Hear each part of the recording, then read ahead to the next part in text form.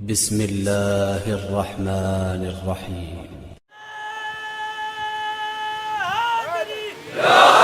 النبی اولا، وقت کم ہے میرے پاس، النبی اولا بالمؤمنین من انفسہم وازواجہ امہاتہم۔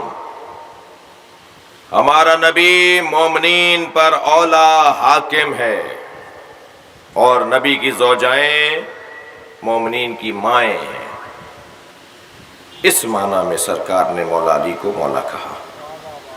طاعتہ طاعتی، حبہ حبی، حربہ حربی، سلمہ سلمی۔ 200 سے زیادہ جگہ پر نبی مکرم نے مولا کو اپنے ساتھ رکھا ہے۔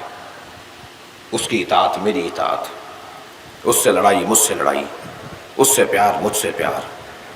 جی اب بھی کوئی گنجائش ہے کہ اولا ہیں علی، افضل ہیں علی؟ تمام انسانیت میں بعد از مصطفیٰ سب سے عظیم مقام سرکار مرتبیت مولا مرتضیٰ کا ہے۔ عزیزو،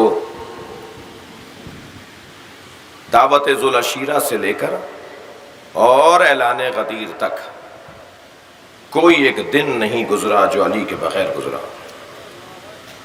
دعوت ذوالعشیرہ میں علی نے وعدہ کیا تھا کہ میں ساتھ دوں گا، اور نبی نے وعدہ کیا تھا جو میرا ساتھ دے گا وہی میرا وزیر، میرا خلیفہ، میرا جانشین ہوگا۔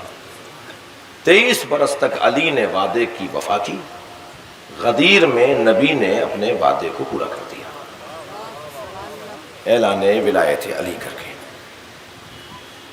اور جس علی کو نبی نے ہم پر مولا قرار دیا ہے، حق بھی اسی کا ہے۔ بھئی ایک روایت ہوتی ہے، دقت چاہوں گا، ایک روایت ہوتی ہے، ایک درایت ہوتی ہے۔ جی کہ آیات اور احادیث آپ کے پاس پیش نظر ہیں، مگر ثبوت بھی ہے، تاریخ بھی ہے، نظر بھی آیا، مشاہدہ بھی رہا۔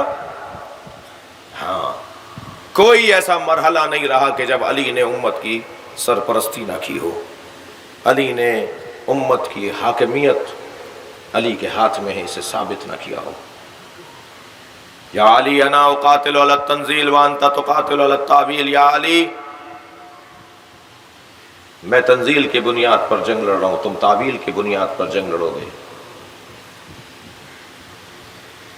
یا علی، میرے بعد